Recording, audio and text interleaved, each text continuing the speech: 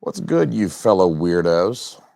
It is I, the Bishop of Bull Moose, and I'm here to tell you all about my review for the major motion picture, The Iceman Cometh. I rate this film 2 big old gay thumbs from the Ming Dynasty up. Boom, that's one of them right there. Let me set the stage for you guys a little bit here. Those of you who are married, like me, will get this, right? This happens to all of us married men. You sit down to watch a movie with your beloved spouse, and then she pulls some bullshit, and lays her head on your lap, and passes the fuck out. My darling Chunky Box loves doing this shit right there. She'll lay her head down. She's tired. We got 2 kids, of course. She's snoring 10 minutes into the movie. What I like to do is make lemonade when she passes out by putting in a movie that she couldn't give a single shit about. Bonus points if it has some creepy, weird sexual elements too, because then she can like wake up for that part and look at me cross-eyed in her sleepy stupor and be like, "What the fuck are you watching?" before falling back asleep on my lap. I do love it. I mean, I like to fuck with her too, so like I'll see how far I can push it, right? Like I'll put on gay porn and see how loud I can watch 2 dudes fucking until my wife wakes up. Wait, what? Future Jason, take that part out. I've had a few of these, so I'm telling you, future Jason, you got to snip that last part where I told everybody on the internet I put on gay porn. I'm gonna lose my street cred over here, okay? Anyway, in this particular instance, after my wife, Chunky Box, fell asleep on my lap, I put on a little film called The Iceman Cometh. It's a 1989 Hong Kong cinema film directed by Clarence Fok. I know how to pronounce it properly. It's Clarence Fok, and starring Yuen Biao and Maggie Cheung. I gotta say, this film wound up being absolutely fucking bonkers in all of the right ways. For some reason, it shares the same name as the classic play by Eugene O'Neill, which premiered in 1946, 43 years before this movie was released to cinemas. So, this version, the Hong Kong cinema 1989 version of The Iceman Cometh, has zero references to the classic play by Eugene O'Neill. Absolutely nothing to do with that, even tangentially through themes or motifs or anything. The two entities have nothing to do with each other. They could not be more different from each other, but this version of The Iceman Cometh involves characters frozen in ice for centuries. So I guess that's where they got the idea for the name, but it shares a name with a classic play. It has nothing to do with gay dudes from the Ming Dynasty fucking shit up with their swords and shit like that, like hooking up with prostitutes in the 1980s. When my wife invariably woke up to ask me what the fuck I was watching, I tried to give her like a brief idea of what The Iceman Cometh is about. I told her it's like Highlander meets Demolition Man meets Back to the Future with a little bit of a Pretty Woman subplot filtered through Rumble in the Bronx while everybody involved was smoking hella crack. Lots and lots and lots of crack cocaine, methamphetamine use going on. Let me explain what I mean. It's like Demolition Man in that a guy and his mortal enemy are frozen in ice for a long time before awakening in the modern day and experiencing extreme culture shock as fish out of water, before battling each other with swords in an 80s urban environment like Highlander. And then the main dude falls in love with a hooker, and she's all like, "I'll stop hooking for that peen, even though I watched you drink toilet water because you do wicked good Wing Chun on motherfuckers that try to splash acid on my face." And then, like Back to the Future, you use a giant Buddhist bell to travel through time. Can't believe I said all those words together in one sentence. I told you this film is like smoking crack, and these motherfuckers were blazing that fucking poppy. They were high on opium. They were high as a motherfucker on opium when they wrote this shit. Opium because they're Chinese. I know what the Chinese got into back in the day. methamphetamine is for white boys in a trailer park. These Hong Kong motherfuckers, they had the good shit. They got high on the opium.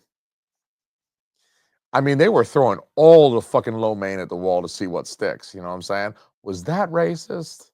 I'm sorry to my Chinese viewers. It might have been. I apologize. The presentation is fairly standard Vinegar Syndrome slipped limited edition. The custom art on the slipcover is very nice. I like the artwork that was commissioned for the slipcover. The Blu-ray case has a reversible sleeve artwork, so you can turn that around and you can get this absolutely batshit loco image that is like not really selling the film at all, but also completely par for the course in this movie. It's like right on point with exactly what this movie is. Although when I first saw that before even watching the movie, I was like, what the fuck am I even looking at? What is this even? What am I in for? So the original art really doesn't do a whole lot to sell the film. It foreshadows the level of insanity within. And there's a second disc here too. So this set not only does come with the original Hong Kong Cantonese version of the film that's been fully restored, but it also comes with a second version of the film, a Mandarin version that was cut from mainland China, which was not restored. It's presented as is on the second disc. I have not watched the second version yet, so I can't speak to like what all was changed or tweaked or cut out or removed. Next time I get drunk and watch this movie, I'll watch the Mandarin cut for you guys, just to do my journalistic duty for you guys. But I watched the bad shit insane Hong Kong version, and I gotta say, I liked it. I liked it a lot. I'm gonna recommend it to you. What's really nice here too is that Vinegar Syndrome does provide a small Criterion style booklet that comes with the film. It's got a little bit of writing on the film, and it's a relative rarity for like a normal Vinegar Syndrome release. It's usually bigger, kind of more monumental or momentous releases like The Keep and Looking for Mr. Goodbar that get these booklets, like a larger booklet. But this one does have like an essay and a couple of notes in it. So that's nice. I like to read about the movies that I watch. I've already said a lot about the narrative of this film. I want this to be a spoiler-free review, but just to give you a little bit more to go on, Yuen Biao does the choreography in this one, and he was trained with Jackie Chan. They were trained underneath the same instructor of the Peking Opera and Wing Chun. So his pedigree is of Jackie Chan's, and in fact, he and Jackie Chan and Sammo Hung have often collaborated because, of course, they grew up together. Essentially, they were trained together and grew up together. It's like they went to school together, essentially. With the Iceman Cometh, it takes a pretty similar approach to Jackie Chan films of that same era. It's very comparable. So if you like Jackie Chan films of the late 80s and early 90s, this is very similar in terms of the martial arts style, the daring do, and the choreography. I think maybe with this film, Yuen Biao goes a little bit more with the trick shit, the wires and the stuff like that. I think he's a little bit more prone to that, where Jackie always wants to keep shit far more grounded. Like Jackie Chan doesn't want to tie himself up to wires and shit and go flying around like Crouching Tiger shit. I think Yuen Biao is a little bit more open to that type of thing. I think we see that a little bit here in this film, but it mostly hits like Dragons Forever or Rumble in the Bronx. And so that late 80s through the 90s style of like really kind of fast-paced martial arts in that kind of modern urban setting is what reminded me of Rumble in the Bronx. That's the Rumble in the Bronx filter that I mentioned. So this film has a lot to offer you if you're into that kind of martial arts, as I am.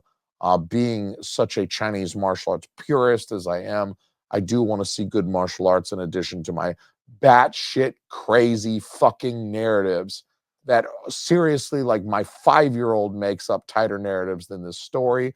And that sounds like an insult, but it's not. It is absolutely a selling point for The Iceman Cometh, is that this is as batshit loco as a story that my 5-year-old might tell me as we're falling asleep at night.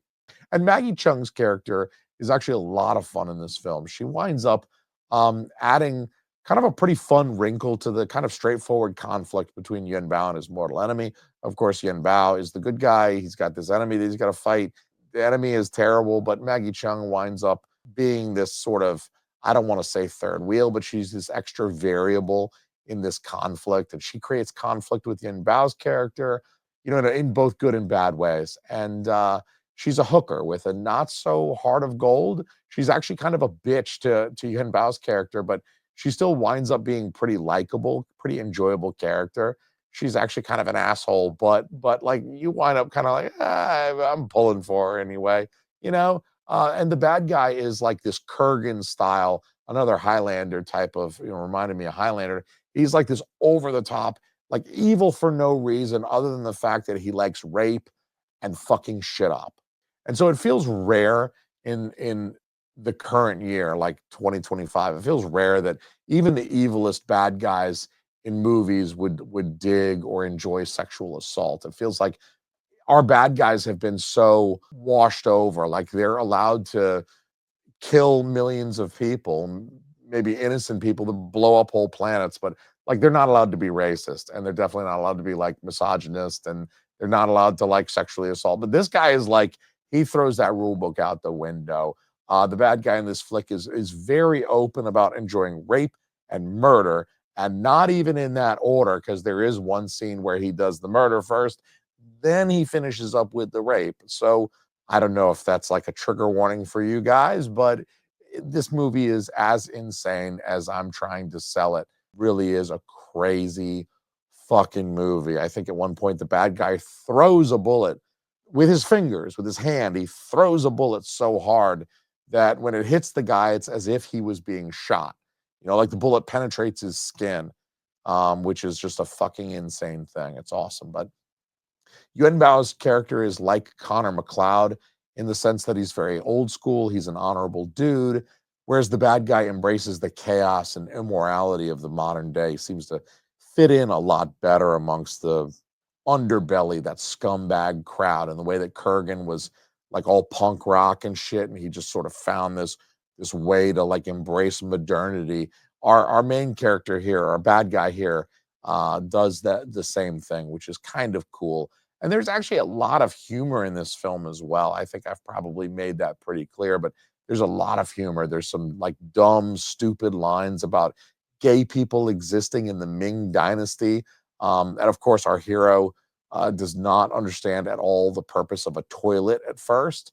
So there is some humor that ensues from him having no idea what to do with the toilet, but he doesn't get it at first or even at second. Like he just does not understand that he's supposed to piss and shit into that thing. And instead he's like, oh, look, it's a well. I can just fucking dip my hand in here and just start chug-a-lugging. Although it's Maggie Cheung's toilet, so don't act like you wouldn't fucking do the same thing. You get on your hands and knees and start licking the fucking toilet bowl if you knew Maggie Cheung's ass had just been on there. Anyway, for film art, you have a fairly standard late 80s Hong Kong cinema look to it. So, I mean, it's nothing to write home about, but there are some spectacular stunts. There are a few that are done in that kind of Jackie Chan style of like, this guy could have died doing this. And the restoration is good, but I don't really feel like this movie excels visually in terms of its imagery, with the exception of some of the more spectacular, I guess, stunts. It's not as visually stylized as something like the stuff that John Woo was making during that same era. But I will say this film is absolutely worth every penny, particularly if you do what I did and buy it on sale. Absolutely worth every penny. This is a film that I'm already excited about revisiting. Great movie to get drunk to if you just feel like watching like a dumb, stupid, fun movie with lots of really good martial arts in it while you're drinking a couple of beers and waiting to pass out. I think this is a great choice. So go fucking get it, you numbskulls. I love you.